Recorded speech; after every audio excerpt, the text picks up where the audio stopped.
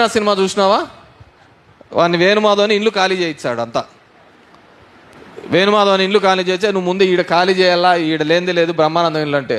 ఎవరంటే అంత బార్లో కలుస్తారు, ఇల్లు ఇమ్మీడియట్ ఖాళీ చేసాలా, మనమే నీ దగ్గర ఉంటాడని చెప్పేసి అందరు ఖాళీ చేస్తారు. వీడు కంటైనర్లు ఎక్కిచ్చాడు.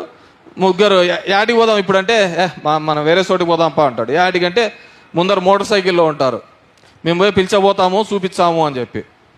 వాళ్ళు మోటార్ సైకిల్ ఒక సందులోకి పోతానే ఓడి ఈ సందులో పోతాడు, ఓడి ఈ సందులో పోతాడు, వాడు చక్కగా పోతాడు. ఈడు బండి ఇట్లే నిలబడిపోతుంది. రేపు పొద్దున ఈడు వచ్చేవాని పరిస్థితి కూడా ఇదే తయారవుతుంది. వాడినేం పట్టకచ్చారు ఇటు వరకు, ఈడు ఇడిచిపెట్టి పోతారు. ఓడి ఇట్లా పోతాడు, ఓడి ఇట్లా పోతాడు, వాడు చక్కగా పోతాడు. వాడు తెలుగుదేశం వాడు పోతాడు, జనసేన పోతాడు, ఈడి కూడా సూర్యుగా ఇట్లా పోతాడు.